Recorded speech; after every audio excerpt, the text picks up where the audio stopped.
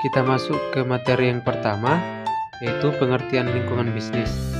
Lingkungan bisnis adalah nilai keseluruhan dari individu, institusi, maupun kekuatan lain yang berasal dari luar kontrol perusahaan, tapi perusahaan masih bisa bergantung pada mereka karena mereka sudah mampu mempengaruhi performa perusahaan dan keberlanjutan perusahaan.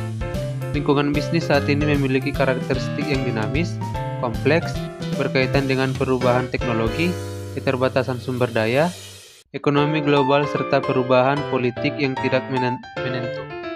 Kita masuk ke materi yang kedua, yaitu internal bisnis. Lingkungan ini dapat digunakan untuk menentukan kekuatan atau strength perusahaan dan juga mengetahui kelemahan atau weakness dari perusahaan.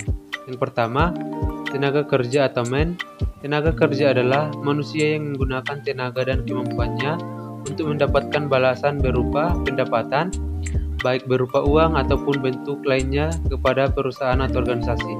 Yang kedua, money atau modal, merupakan dana yang diperlukan untuk membiayai operasi bisnis, investasi oleh pemilik atau pemegang saham, pinjaman bank, atau keuntungan yang ditahan perusahaan digunakan untuk membeli bahan baku, memberi gaji pegawai, membeli bensin, dan membangun pabrik baru. Selanjutnya kita akan masuk ke batasan masalah, yaitu agar penelitian ini lebih spesifik dan untuk membatasi permasalahan yang diteliti, maka penulis membuat batasan variabel yang diteliti, yaitu sebagai berikut. Yang pertama, sampel dalam penelitian ini adalah para manajer perusahaan manufaktur yang terdapat di kota Surakarta. Yang kedua, sampel perusahaan manufaktur pada penelitian ini dikelompokkan ke dalam dua kelompok ukuran perusahaan, yaitu sebagai berikut.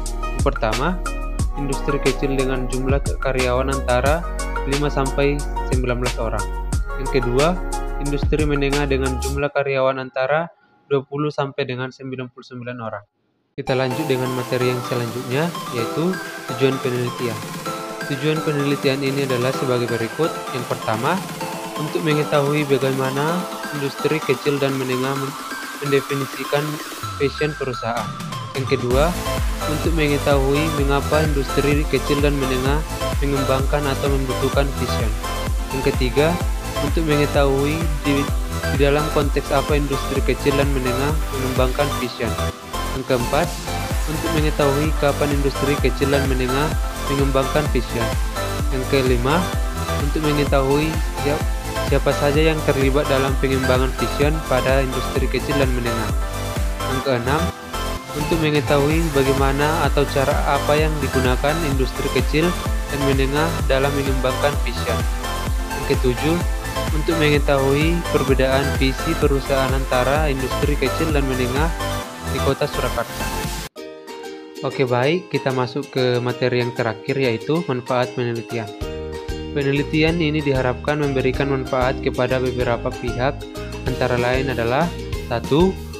Bagi industri kecil dan menengah, hasil penelitian ini diharapkan dapat digunakan sebagai dasar pengembangan strategi yang berorientasi pada cara pandang perusahaan di masa depan atau vision dalam rangka untuk bertahan. Yang kedua, bagi penulis, penelitian ini merupakan sarana pengaplikasian dari ilmu yang penulis dapatkan di bangku kuliah, khususnya pada bidang manajemen pemasaran. Yang ketiga, bagi pihak lain dari penelitian ini dapat dimanfaatkan sebagai tambahan informasi bagi masyarakat yang tertarik dalam dunia pemasaran, khususnya mengenai pentingnya perencanaan strategi yang berorientasi pada masa yang akan datang.